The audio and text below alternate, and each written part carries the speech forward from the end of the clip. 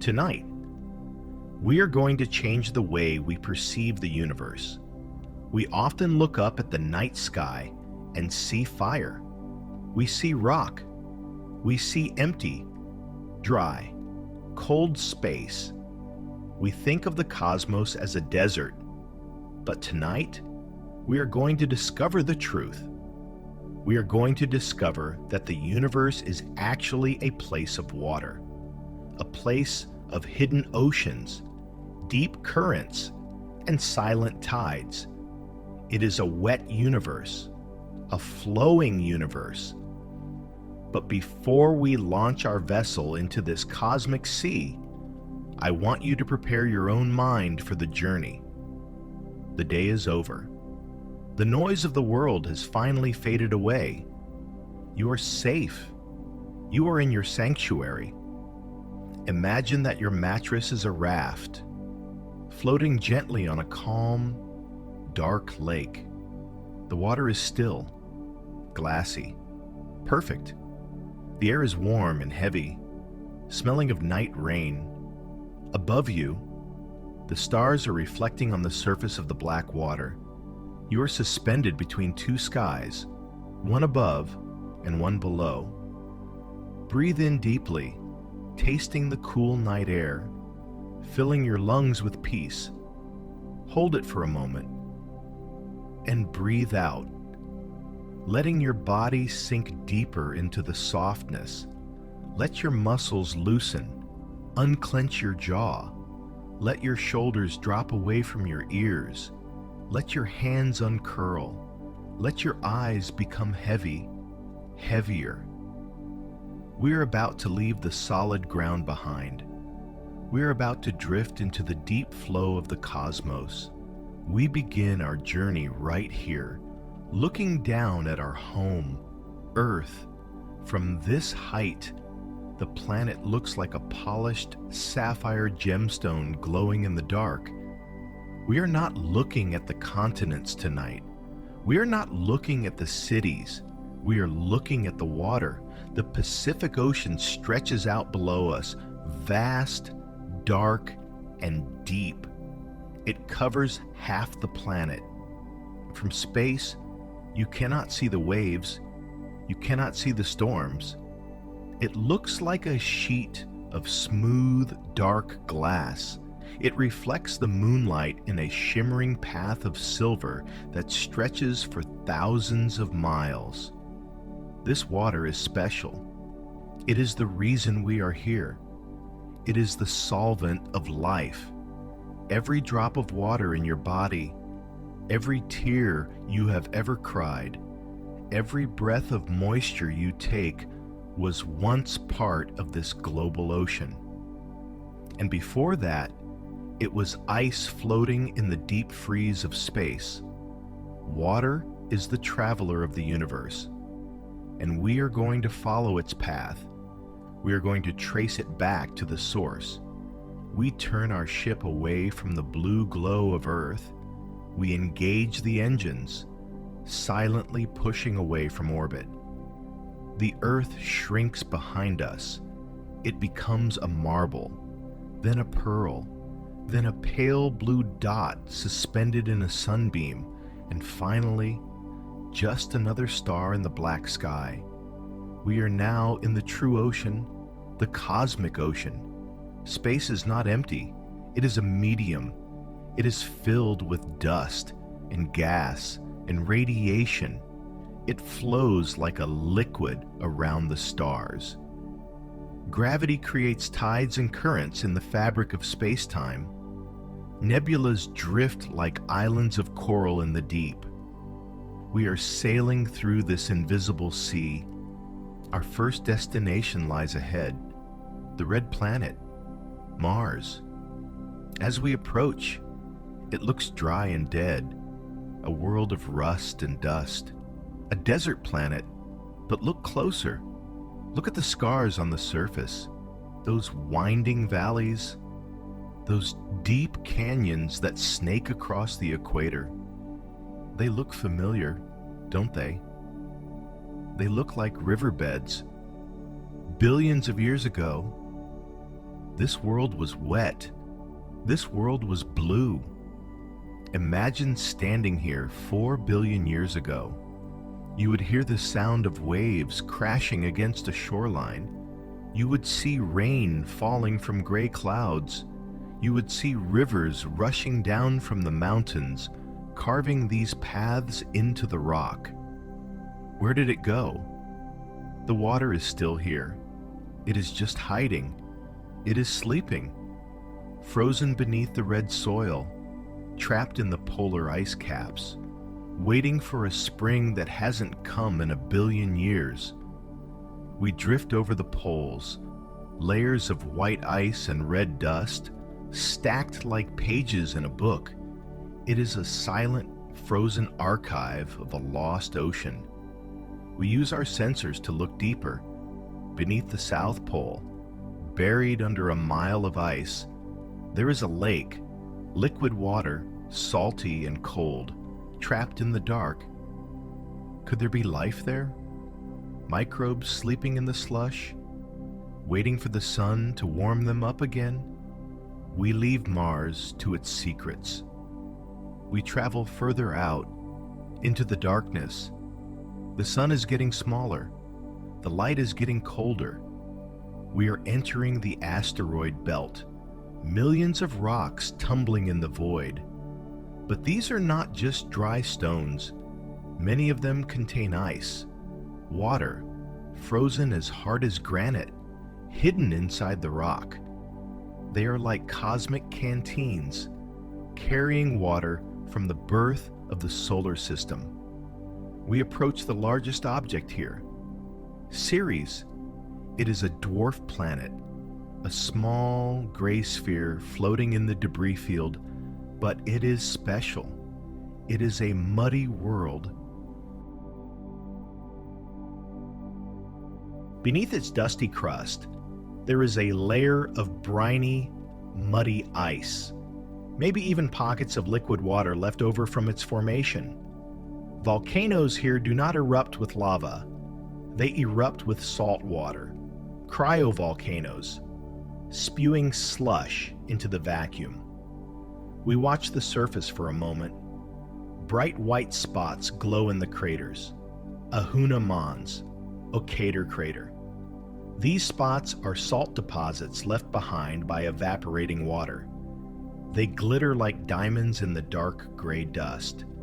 It is a quiet, lonely world, a reservoir of water floating in the middle of the rock field. We weave through the belt, silent and careful. Ahead of us, the darkness is broken by a massive presence, the king, Jupiter. It rises out of the gloom like a colossal wall of clouds, cream, ochre, and brown. The storms here are larger than worlds. The gravity is crushing. The radiation hums against our hull. But we are not here for the gas giant. We are here for its children, the moons of Jupiter. This is a mini solar system of its own, and it is full of water. We approach the most famous one first, Europa. This is the prize. This is the water world we have been looking for. From a distance, it looks like a cracked eggshell. The surface is pure white ice. It reflects the distant sunlight with a blinding glare. We descend closer, hovering just a few miles above the surface. There are no craters here. The surface is young. It is covered in lines, cracks, ridges, red and brown scars that crisscross the white landscape. These are the lineae. They are cracks in the ice shell. Imagine the sound here. The ice is not silent. It is groaning. It is shifting. Under the immense gravity of Jupiter, the ice shell stretches and cracks. Deep, booming sounds echo through the crust, like the sound of a frozen lake settling in the winter, but amplified 1,000,000 times. It is the sound of a world under stress. But the real wonder is not on the surface, it is below. We engage our ship's spectral drive. We phase through the solid ice, down, down, through 10 miles of rock-hard ice. The light of the sun fades away. It turns from white to a deep blue to absolute black. And then we break through. We are in the ocean, the subsurface ocean of Europa. This is not science fiction. This is real. There is more water here than in all the oceans of Earth combined, and it is liquid, kept warm by the friction of gravity. We switch on our searchlights. The beam cuts through the eternal darkness. The water is crystal clear, pure, ancient. It has been sealed off from the rest of the universe for billions of years, protected by the shield of ice above. We drift downwards. There is no sense of up or down here, just the endless, heavy sensation of depth. The pressure outside is immense, but in our imagination, we are weightless. We are floating in the womb of the solar system. It is silent here, a different kind of silence than the vacuum of space. This is a muffled, heavy silence, the silence of deep water. We drift for hours, sinking deeper into the abyss. The pressure builds against our hull, but inside, there is only calm, and then far below us, we see a faint glow in the distance. Is it a city? Is it bioluminescence? No, it is the seafloor, hydrothermal vents, tall chimneys of rock, spewing hot, mineral-rich water into the cold ocean. They look like underwater volcanoes, black smoke billowing up in slow motion against the dark water. The water around them shimmers with heat. This is the energy source. This is the heartbeat of Europa. On Earth, deep in the Mariana Trench, places like this are teeming with life. Giant tube worms with red plumes, blind crabs scavenging in the dark, ghostly white fish drifting in the warm currents. Here, we do not know. But as we drift near the warmth, we can imagine tiny microscopic life floating in the current, feeding on the chemistry of the rocks, or perhaps something larger, something slow and blind, gliding silently through the dark, using sonar to navigate the eternal night. Creatures that have never seen a star, never felt the wind, never known the sun. Their entire universe is this dark, warm, enclosed ocean. We linger here for a while, feeling the warmth radiating from the core of the moon, feeling the mystery. It is a world within a world, a secret garden hidden in the cold vacuum of space, protected by miles of ice, safe from the radiation above. But we must move on. There are other oceans waiting for us. We rise up, slowly, back through the dark water, back through the blue twilight, back through the miles of crushing ice. We burst out of the surface, back into the blinding starlight. Jupiter hangs above us, huge and watchful, filling the sky with its bands of color. We turn our ship towards the largest moon in the solar system, Ganymede. This moon is a monster.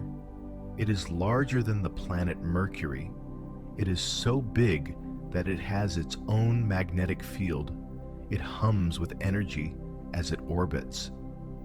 From the outside, it looks like a mix of dark craters and light grooves, like a puzzle ball made of rock and ice. But inside, it is a wonder. Ganymede is not just a ball of water, it is a layer cake. Scientists believe there are layers of ice, then layers of water, then ice again, stacked on top of each other deep into the core. Oceans sandwiched between ceilings and floors of solid, diamond-hard ice. We drift over its gray surface. It looks old, ancient. The ice here is hard as rock. It has not shifted in billions of years. It is a tomb for the water below, trapped in the dark, waiting for a release that may never come. We move to the next neighbor, the last of the Galilean moons, Callisto, the battered moon. It is the most heavily cratered object in the solar system. Every inch of its surface is covered in scars, impact upon impact. A record of every rock that has passed through this system for 4 billion years. It is a dark, dusty ball of ice. It looks dead.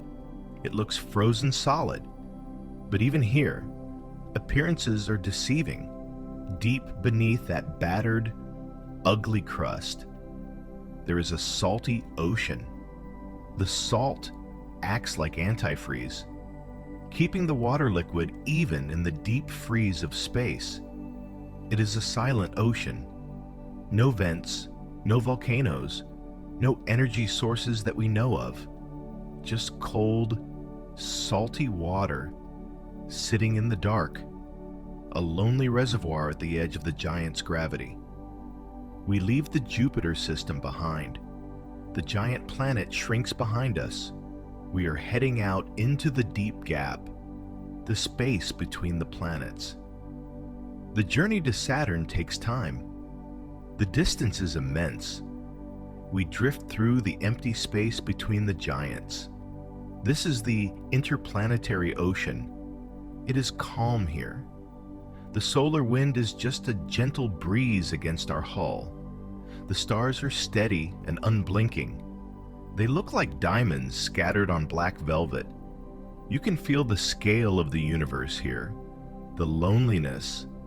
But it is a good loneliness, a peaceful solitude, like being the only boat on a vast sea at night. There are no waves here, no storms, just the endless, smooth vacuum. We turn off the engines. We let momentum carry us. There is no sound, no vibration, just the slow, hypnotic drift. Take a moment to feel this peace. The universe is not rushing. It is not in a hurry. It has all the time in the world.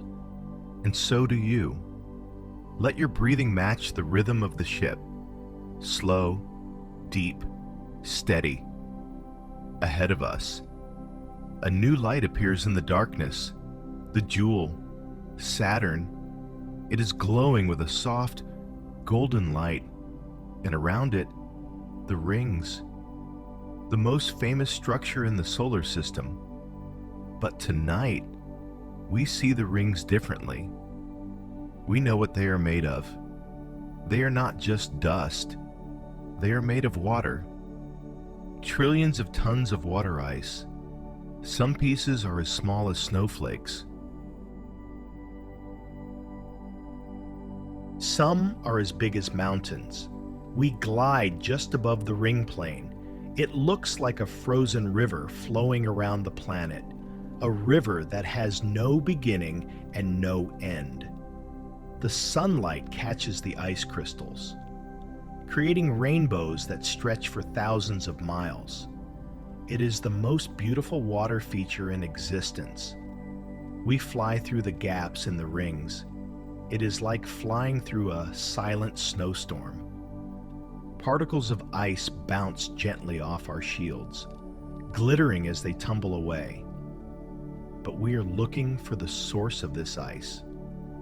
We are looking for a tiny moon hidden in the glare. Enceladus, the shining moon. It is small, much smaller than Europa. It fits inside the state of Arizona. It looks like a perfect white snowball. It is the most reflective object in the solar system. It shines with a pure, innocent light. But as we approach the South Pole, we see that this moon is alive. It is wounded. Huge cracks, called tiger stripes, scar the surface. They glow with a faint blue heat against the white ice. And from these cracks, something incredible is happening. Geysers. Massive jets of water vapor and ice particles are shooting hundreds of miles into space. It is a cosmic fountain. Saturn's gravity is squeezing this tiny moon, flexing it, melting its heart, and forcing the ocean out into the void. We fly slowly through the plumes. The mist surrounds us. It coats our windows in a thin layer of frost. It is silent, graceful. This water, this spray, actually forms one of Saturn's rings.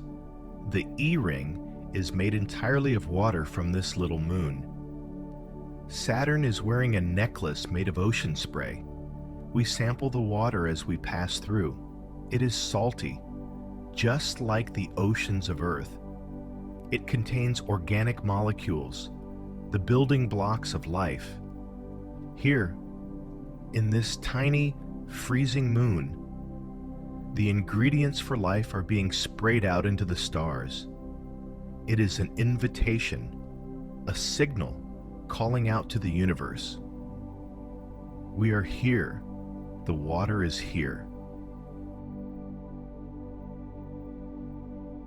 We leave Enceladus behind, glittering in the dark like a discarded diamond. We turn our gaze to the largest moon of Saturn, Titan. This is a monster moon. It is larger than the planet Mercury. It is the only moon in the solar system with a thick atmosphere. It is covered in a dense, impenetrable orange haze. We cannot see the surface. It is like looking at a ball of fuzzy wool. We begin our descent.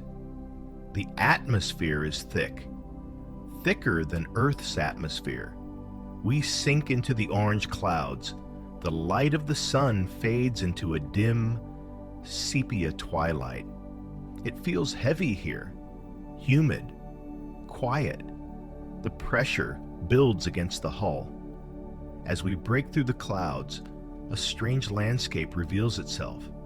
We see mountains, but they are made of ice, hard as rock.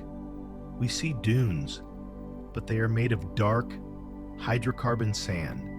And then we see them, liquids, lakes, rivers, seas, stretching out to the horizon. But this is not water. It is too cold for water here. The temperature is hundreds of degrees below zero. This is liquid methane and ethane, natural gas, in liquid form. We drift over the largest sea, the Kraken Mare. It is vast and black, smooth as oil. The gravity is low here. If you dropped a stone into this lake, the splash would rise in slow motion. The ripples would spread out lazily, taking minutes to cross the surface. Imagine the rain on Titan. It does not fall like water. Huge drops of methane, the size of grapes, drift slowly down from the orange sky. They fall in silence, feeding the black rivers that carve the icy land. It is a bizarro Earth, a familiar cycle of rain and rivers, but made of alien chemistry. We hover over the dark surface of the lake. It reflects the alien sky perfectly. There is no wind today, just an eerie, heavy stillness. Could something live here? Not life as we know it, but perhaps life as we don't know it. Life based on methane instead of water. swimming in the oily depths, slow, cold, and utterly alien. It is a thought that sends a shiver down the spine. We pull up, rising out of the thick atmosphere, breaking back into the clear, clean vacuum of space. The orange fog fades away. We leave the Saturn system behind. The solar system is getting larger, emptier, colder. The sun is shrinking. We drift towards the outer giants, Uranus, the magician. It appears as a featureless, pale blue sphere rolling on its side. It looks calm, almost frozen in time, but looks are deceiving. This is an ice giant. It is not a gas giant like Jupiter. Most of its mass is made of ices, water, ammonia, methane. But under the crushing pressure of its atmosphere, water behaves strangely. It is not liquid. It is not solid. It is a supercritical fluid, a hot, dense soup of water molecules, squeezed until they act like a metal. Deep, deep down inside Uranus, scientists believe there might be an ocean of liquid carbon with diamond icebergs floating in it, or superionic water, black, hot ice that burns and conducts electricity. Physics gets strange out here in the dark. We move to the final century, Neptune, a deep, royal blue. It is the windiest world in the system. Winds here blow at supersonic speeds. They whip the frozen clouds around the planet in a frenzy. We watch the great dark spot, a storm the size of Earth, appearing and disappearing like a ghost. Even here, so far from the sun, the atmosphere is alive. Beneath the clouds, there is water, mantles of slushy ice and water wrapping around a rocky core, planetary oceans that are forever hidden from the stars. We drift past the blue giant. The sun is now just a bright star. It provides no warmth, only a cold, piercing light. We are reaching the edge of our neighborhood, the Kuiper Belt, the home of the comets. These are the dirty snowballs of the universe, chunks of ice and rock left over from the beginning of time. They float here in the billions, silent, frozen, waiting. Sometimes, gravity nudges one of them, and it begins a long fall towards the sun. As it warms up, the ice melts, creating a beautiful tail of steam and dust, a cosmic messenger carrying water to the inner planets. Billions of years ago, comets like these rained down on Earth. They filled our oceans. The water in your glass right now, the water in your blood, may have arrived on a comet from this very edge of the system. You are drinking the melted ice of the deep dark. We drift past Pluto. Even here, on this frozen dwarf, there are signs of glaciers, nitrogen ice flowing like slow rivers across the surface. The theme of water, of flow, of ice is everywhere. It is the blood of the universe. We push further.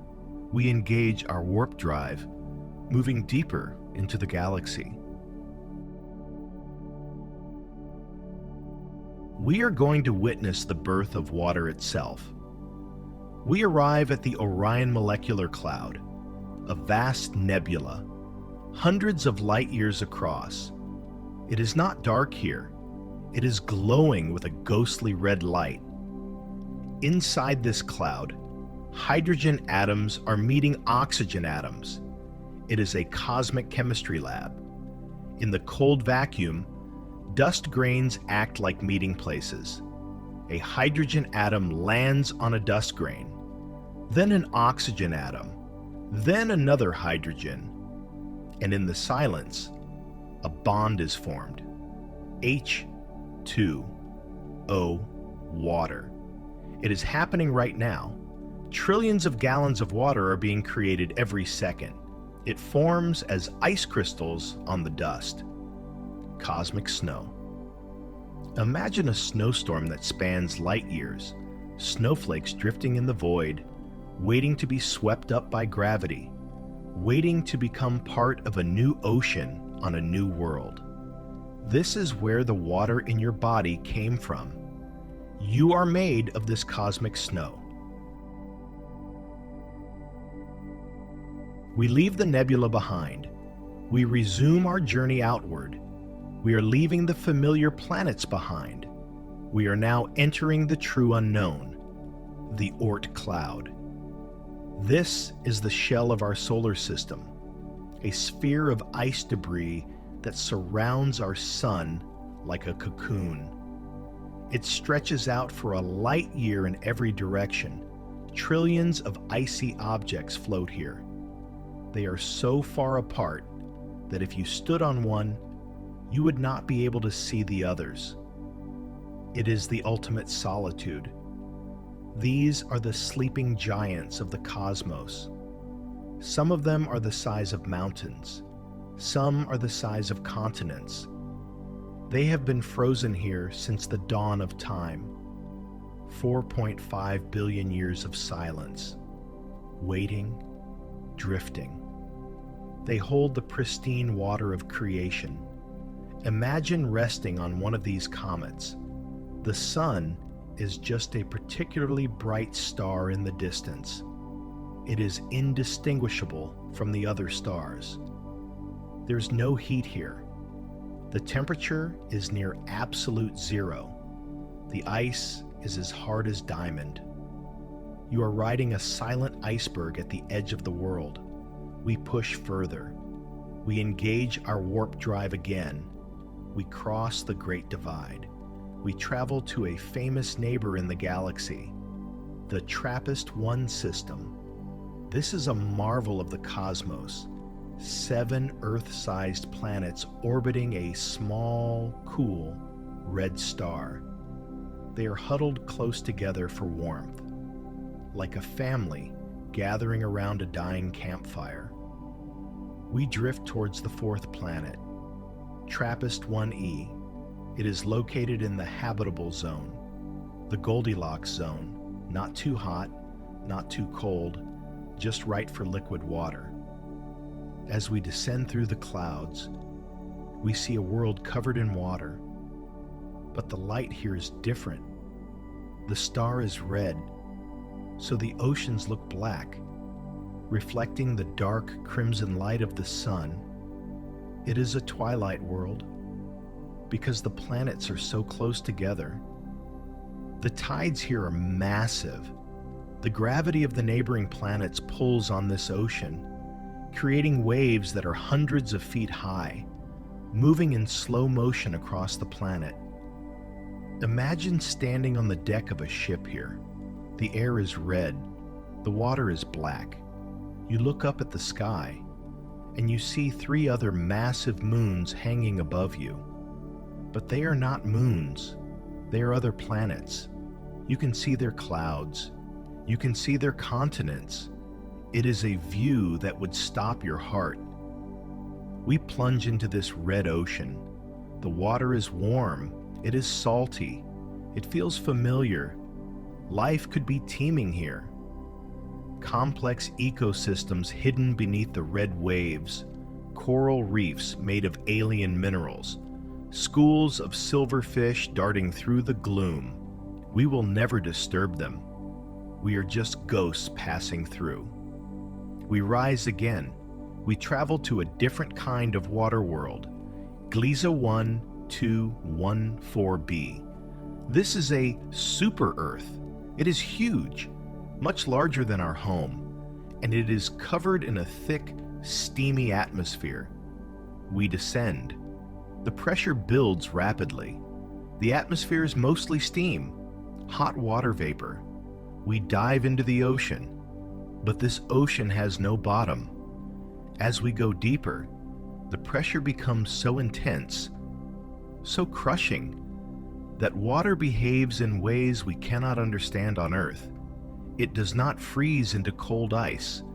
It turns into Ice 7, hot ice, a solid crystal structure formed not by cold, but by the sheer weight of the ocean above.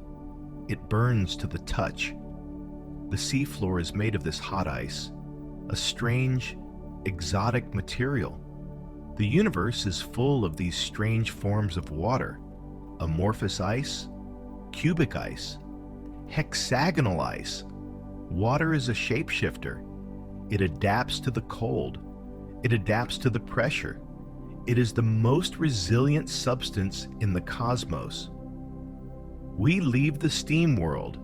We head out into the deep void between the stars. We are looking for the loneliest objects in the galaxy, rogue planets, worlds without suns.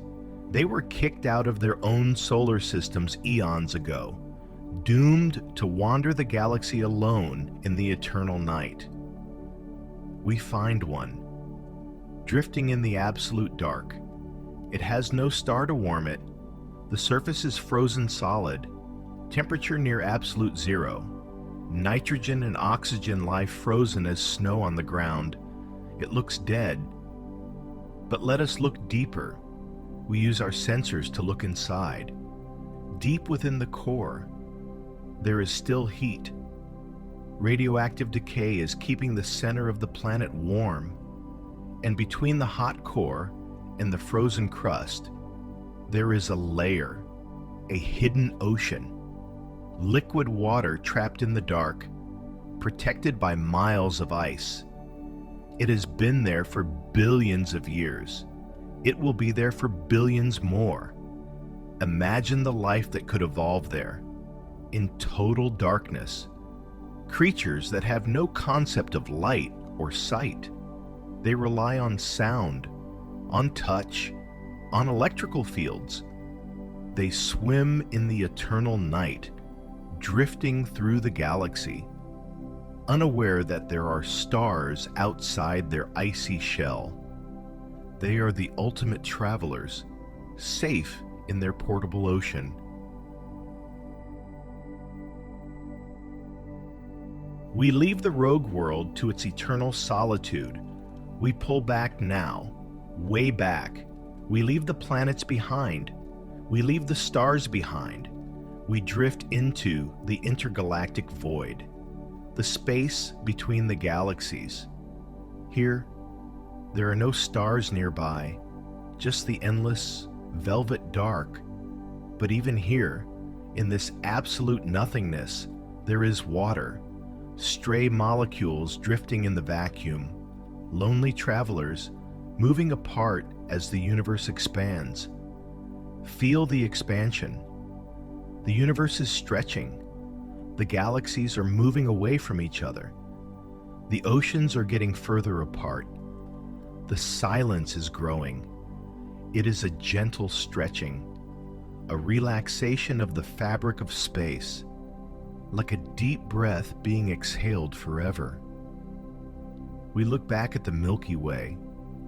It is just a spiral of light in the distance now, a whirlpool in the dark ocean of space. Somewhere in that spiral is a tiny yellow star, and orbiting that star is a tiny blue planet, and on that planet there is an ocean, and near that ocean there is a room, and in that room there is you, resting, listening, drifting. But our journey is not over yet. Before we sleep, let us look deeper into the future. Water is resilient. Even when the stars die, water remains. It changes form, but it does not disappear. We travel forward in time.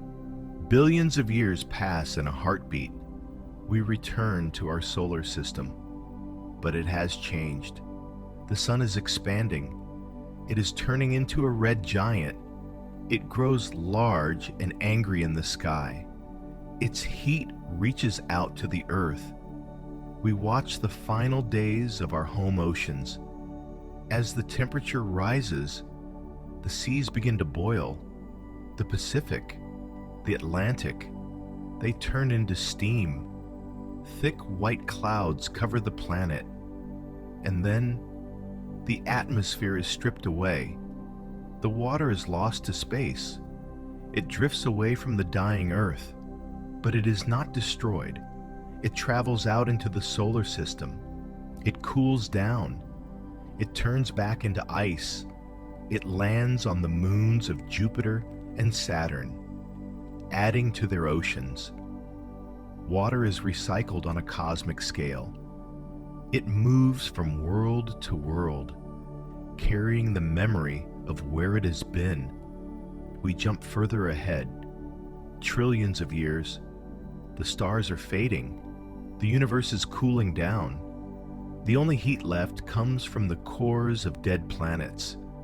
Imagine a rogue planet drifting in the eternal dark, eons from now.